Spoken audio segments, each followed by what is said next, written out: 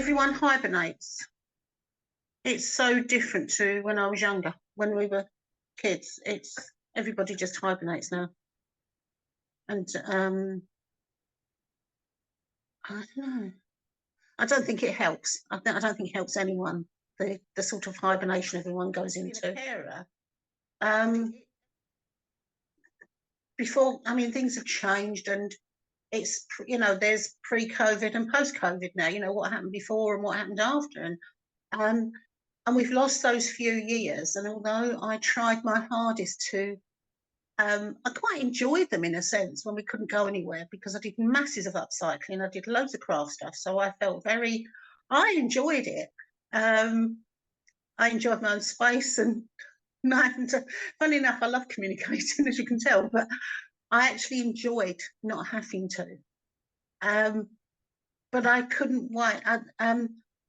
Once we got through that, and although this is really good and it's lovely on a one-to-one doing a Zoom, but when it comes to meetings and that, crazy.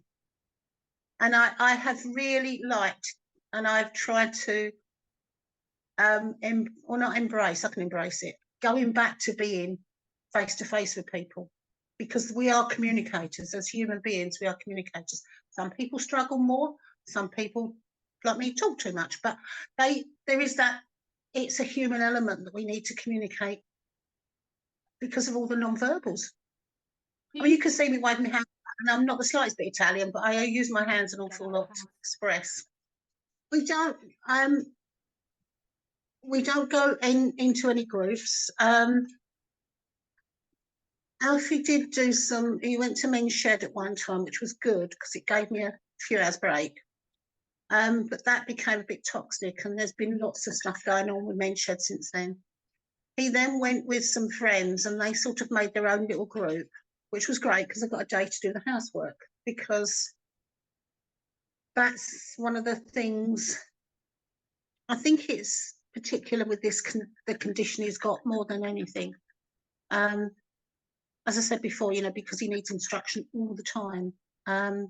But he used to go to that, but it started getting difficult because people struggle to understand him, and not understand communication, to understand what's going on for him, because most of the time he can't explain it now. I mean, his short-term memory now, I was describing it, sorry, I'm jumping about because I'm thinking, that's why my brain works, I'm really sorry, it goes, I'm all over the place a lot of the time. Thoughts come in and they've got to come back out again.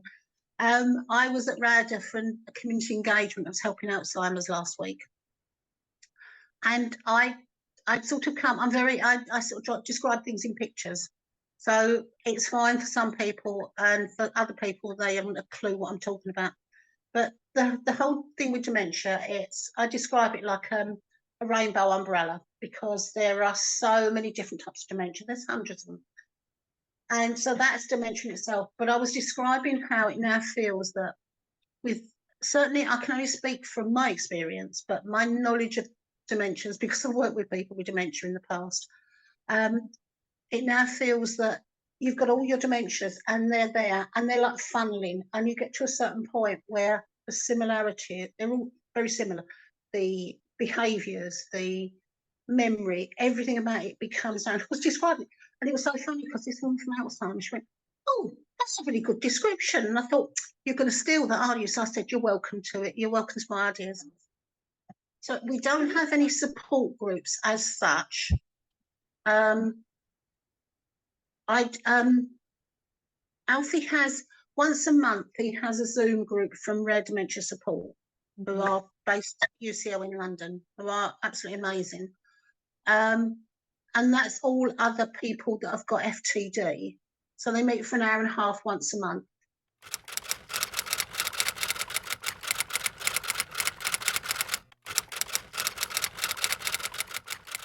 And their facilitator is pretty amazing. She's very good. She's American, but she married a Brit years ago, moved over here, and I think she's got British citizenship now. But I met her personally. When you see her on Zoom, she's got this really big personality, and I met her because I spoke at a conference up in North Wales a couple of years ago about the carer's experience of someone with FTD. And when I met her, she's about 5 foot nothing. So it's quite strange when you meet someone in Zoom and somebody see them in real life and they're like tiny. But she's, you know, so he has that once a month. I did used to go on Zoom, because most of it's been on Zoom, support group, but one of the women that was facilitating was very, very political. And I, you know, we've all got our politics, but therefore sitting in a discussion with your friends if you want to, but not to bring it into something as a support group. And I just found I couldn't do it. I don't want to, you know, if I really want to talk politics, I'll go and become a counsellor or something, and I've put that to one side a long while ago. I just get too wound up with people, I think.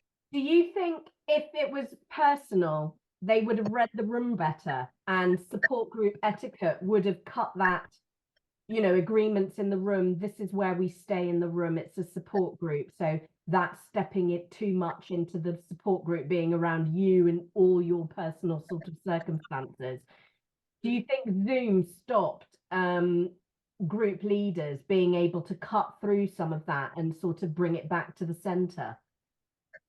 Yeah, because I think there's a skill to facilitating, and I've said all along, it's been when Zoom came in, people were just suddenly unleashed on it, and I think some of those people that were facilitating or running these Zoom meetings, you put them in a because my experience is that my job was very varied, but I worked in adult mental health and did things like anger management groups.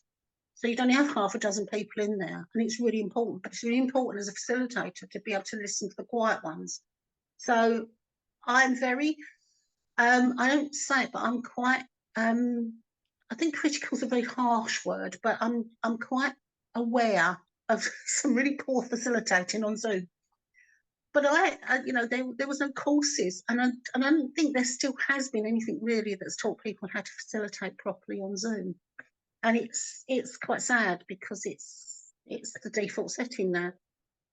I suppose I'm lucky in that a lot of things I did when I worked with adult mental health were things like communication groups, and because it was part of the job I did, and part of your training, you learn about non-verbal behaviours. You learn to read a room. You can read who's really peed off with this and really doesn't want to be in there. And because you always have two facilitators in a group, one of them you'd sort of give, you'd sort of say, do you want to take so-and-so off because they're really not comfortable in this room? We can get on and move you know what I mean? All that stuff that you do as a facilitator. But you read it through people's body language. And it's really difficult on Zoom to read body language. It doesn't happen.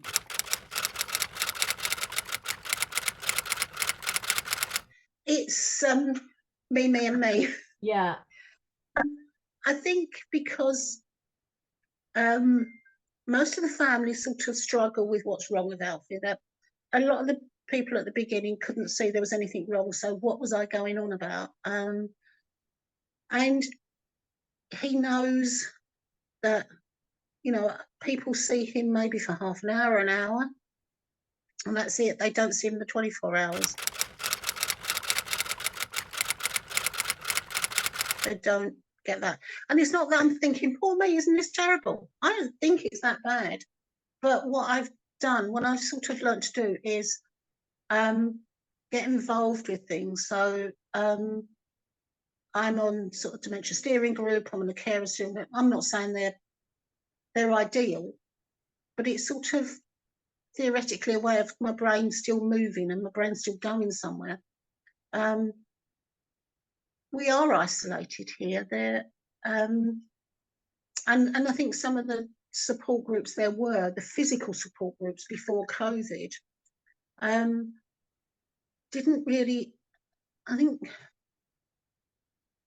there's a clickiness in this area, which is really difficult. And And because I'm an outlier, and I'll always be an outlier, I was told that, no matter how long I live here, I'll always be an outlier. I will not be really welcome.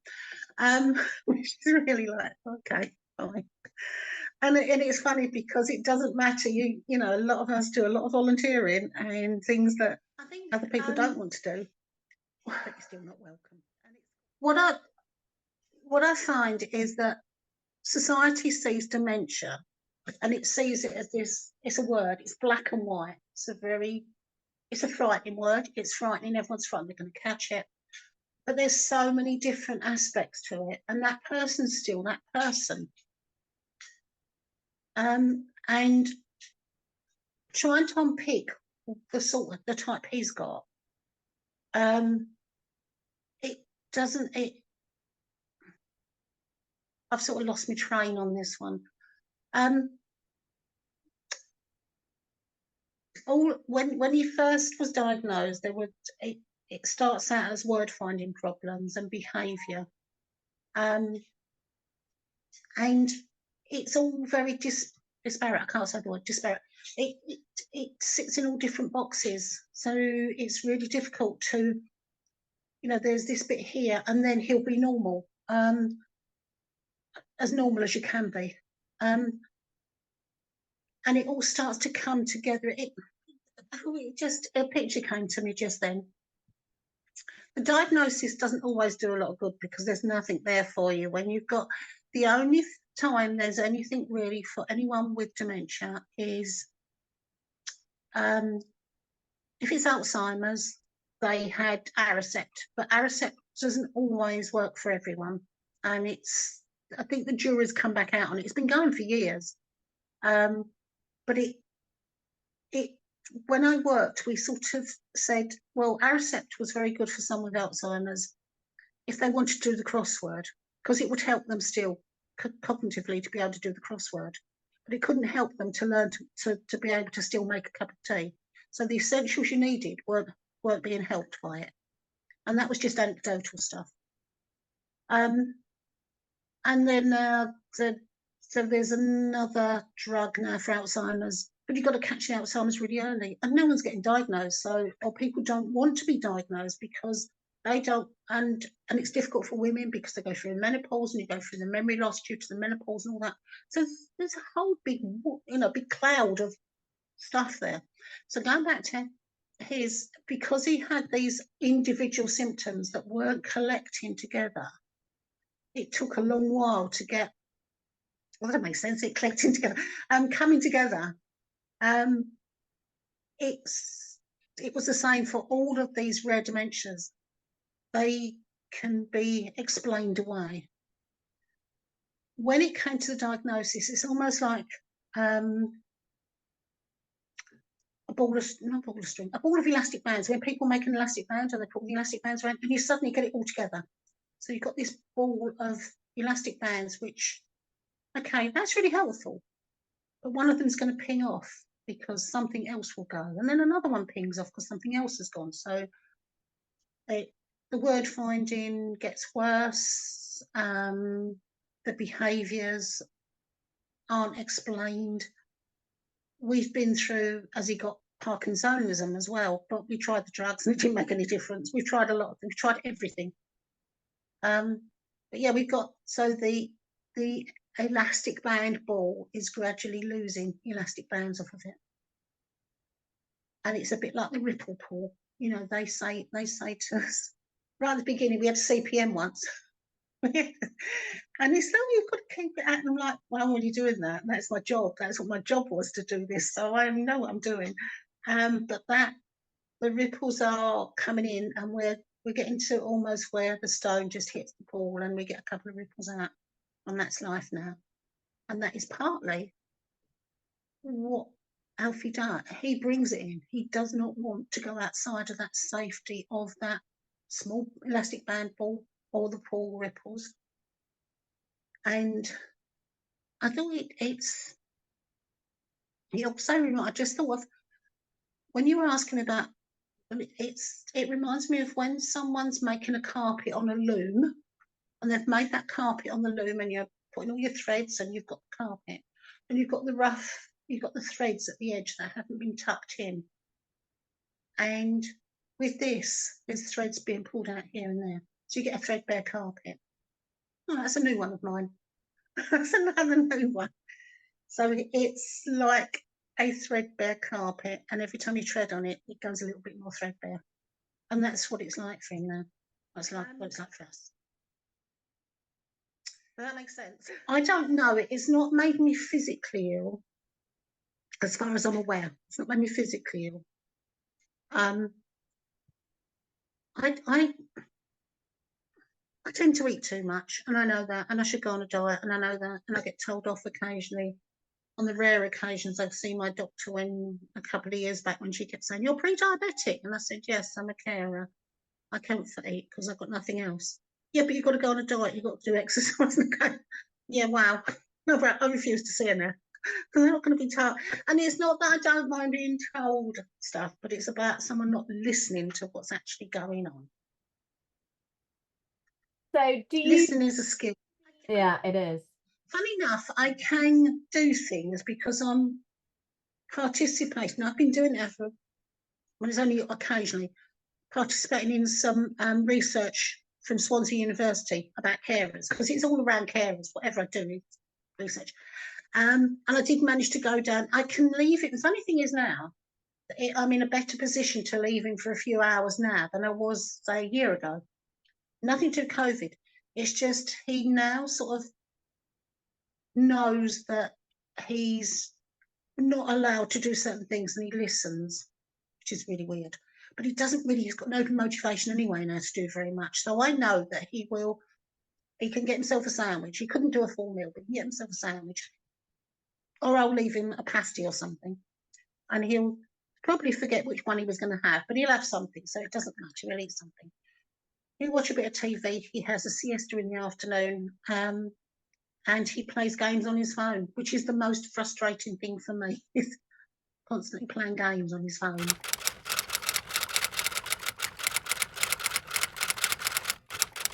Drives me round the bend.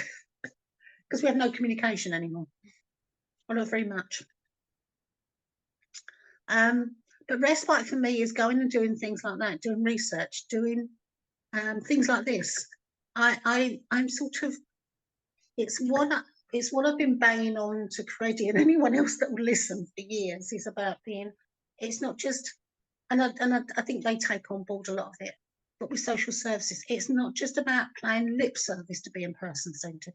It's actually listening to that person and knowing that person well enough to know what they really like to do, want to do, need to do, and feel fulfilled. And I'm sorry, I was banging on about this the other week and boring people, but Maslow's triangle really comes into it. Maslow's pyramid really comes into it now, because we've got that cost of living thing is the bottom structure, and it's about getting people off of that bottom structure to bring them up and get to the fulfillment at the top. And I know we've tumbled down again, but it's just getting to that top part of that triangle, pyramid.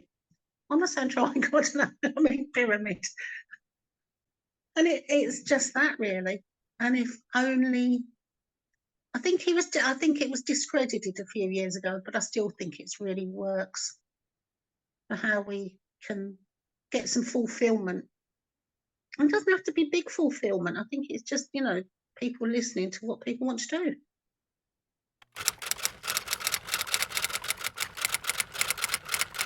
So the river cruises, but we're getting to a point where I don't know how much longer we can do them for, even that, because it's getting harder for me. But yeah, that's what we're doing.